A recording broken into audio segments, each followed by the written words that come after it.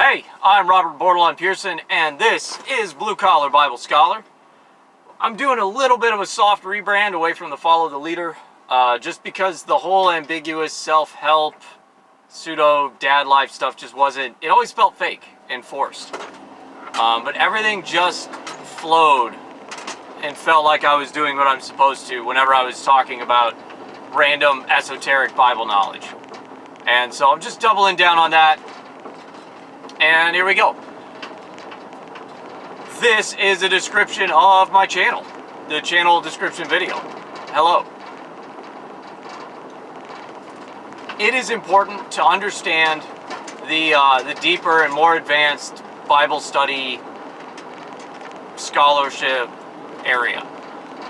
It's kind of difficult because I'm shying away from saying the deeper things of the Bible, the more advanced knowledge. It makes it sound better. It's helpful, it is good, but I don't think it's inherently morally better. The people that founded Christ's church after he left, the apostles, the original 12 are illiterate. Or at least Peter and John. At least Peter and John are. Or was it James? I don't remember off the top of my head. In Acts chapter 4 or 5, they get arrested, and they are specifically called agrammatos, unlettered. They're illiterate, but they could tell they had been with Jesus, and they throw them out. I think it was chapter 5, and they beat them up and say, "Don't preach about Jesus anymore." And they throw them out, and they of course go back, pray, and immediately begin preaching about Jesus again. So it's not critical, it's not part of salvation. I simply think it is very useful and good when it's put in its proper context. It's important to know, and especially nowadays, it's so easy. 5 minutes of a Google search, you can find all kinds of bizarre ancient knowledge that you would have to have spent decades of your life searching in any other century than this. What used to only be available after spending days digging through an archive, because they didn't have the Dewey Decimal System until the last 100 years, 200 years or whatever, you would just have to go and hope you could find what you were looking for in a book somewhere, if you could even afford a book, if you could even afford time away from your farm to go look for these things without your family dying of starvation and all your animals dying. I can find all that information on my phone in 5 minutes. Like that. This is unheard of. So when your pastor mentions a Greek word, just take the time to Google it and see what he's talking about. See what other verses that word shows up in. See if he's right. Double check him. Just learn casually as you go, because it's incredibly useful. Specifically, it makes it really hard for you to be tricked. There are a lot of really mean tricks that, if you don't know enough of the rest of your Bible, can seem very convincing. But if you know even a little bit of Greek, they're dumb tricks, and they're a waste of the other person's time. One that Jehovah's Witnesses like to use is in John 1 verse 1, I think it's in 1:1 or 1:4, that in the beginning was the Word, and the Word was with God, and the Word was God. That doesn't say the God, it says a God, which is confusing. In Greek, there's a thing called the definite article. It's just the. It's the word the. In Greek, it's ho for masculine nouns. All this is basic Greek grammar. When this applied to that verse, it's in the beginning was the Word, and the Word was with God, and the Word was God. I think it's theos ein, or theon ein. I think it's the accusative. Anyway, it's logos theon ein, was God, was a God. It doesn't say the, and in Greek they didn't really have the word a, which is the indefinite article. Like a car could be talking about any car. Versus the car, we're now talking about a single specific car. It is definite, a defined car. versus a car, which is indefinite, could be any car. So in Greek, they don't really use the indefinite article. I think they might have one, it just doesn't get used. It's assumed when you don't have the definite article. That's not always the case. That's not 100% of the time. Just like in English, I before E, except after C, except in words like neighbor and way, and all, the Brian Regan joke, and all throughout, man, you'll always be wrong no matter what you say. There are exceptions. One of those exceptions happens to be when you're talking about God and the Lord. In the Septuagint, which is the Greek Old Testament, constantly, at least half the time, they never use the word the. They just say Curios, not ho Curios, like the New Testament does more frequently. It just says Curios, and it assumes that you know who they're talking about, Lord. It uses that in the place of the name Yahweh, the Tetragrammaton, when they're translating into Greek. It's also why we maintain the Lord, or Lord in all caps, in the English, well, later in the Latin Vulgate, as it used Domini, as well as then into English as Lord, all caps, instead of transliterating the name Yahweh or Yuwa or whatever you want to do, or Jehovah. Some of the places in the Old Testament in the King James they use Jehovah, which is Germanicized letters pronounced wrongly to get Jehovah. Anyway, huge tangent. The point is, it doesn't always use the. It uses just God constantly. It uses Lord constantly. No the. No definite article, just Curios. And you're expected to know who they're talking about.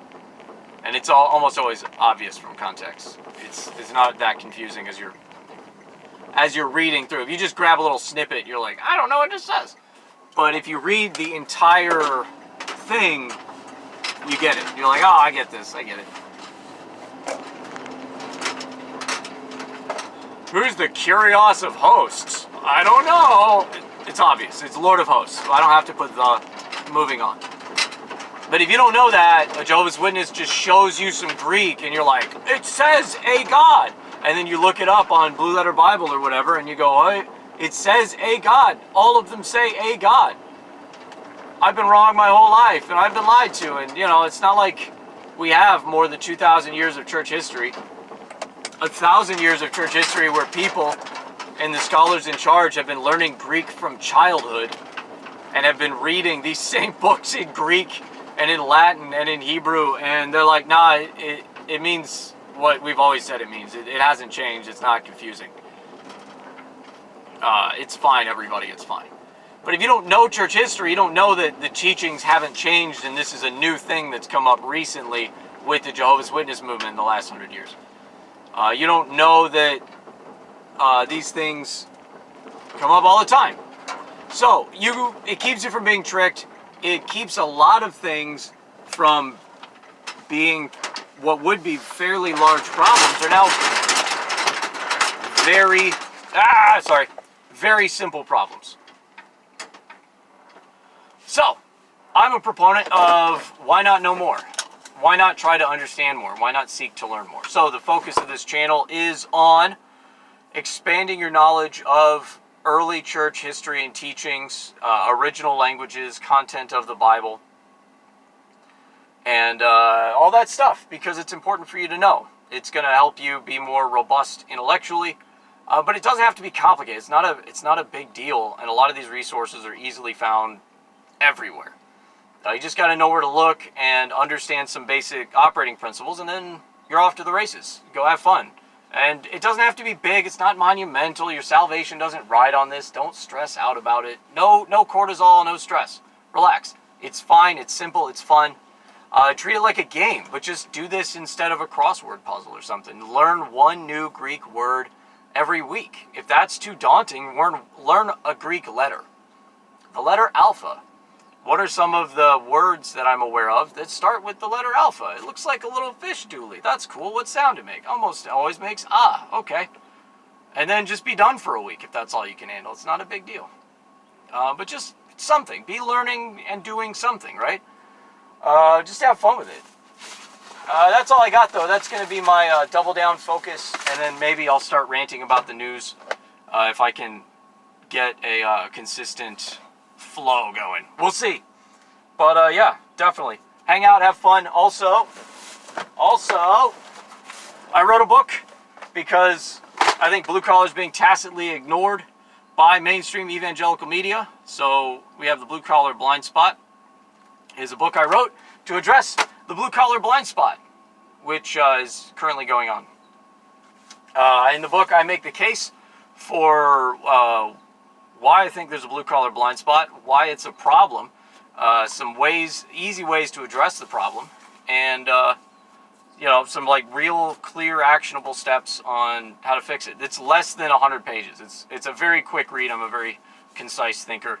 And this also isn't that like large or hard to understand of a topic. If you are a pastor or you know a pastor and you think they might have that issue or be intrigued by that issue, definitely give it a look. Also, if you're just like a plumber or construction worker or somebody who gets their hands dirty every day for a living, I understand waiting tables and other stuff is hard too. I'm just trying to stay focused. There are lots of jobs. Retail is soul crushing. I get it. I've personally never worked retail, but I've known friends that do, and it's its own thing, believe me. I understand enough to know that I don't want to work retail. I'm okay playing with electricity before I work retail. But this book is definitely going to be an encouragement to you because I talk about the purpose and meaning of work and why it's also kind of undervalued as an tangent of this topic. But mainstream evangelical media has become very white collar and tends to be very affluent. So they don't understand sort of the boots on the ground level. But it's like a fish doesn't know they're in water, right? You don't see it when you're just surrounded by it. And so they're all career ministers. They come right out of high school. Snot-nosed kids don't know anything, go right into seminary, come out of 4 years at seminary and go be preachers and tell working men and women how to live their lives because they went to school for a while with no experience or knowledge. And they do that for 5 or 10 years, and then they have some more authority to sound convincing and start writing books. Same thing with the people that have careers and then go into ministry and then get successful writing books and building churches because most of them are lawyers. Almost all of them are lawyers. Some of them are politicians, former politicians, and some of them are military officers, which still at least understand how to think and speak a little more blue collar, because that's sort of the requirement as a military officer, is to be able to communicate to boots. But they just don't understand it because they don't live there. They don't know. So that's all I've got. As always, don't take my word for it. Do your own research, do your own homework, and that's it. That's everything for this channel, is do your own research, do your own homework. And I just want to equip you with information to begin your journey of learning for yourself. And just have fun. And I'm going to start making fun of the news because it's getting insane. Yeah, that's it. Godspeed.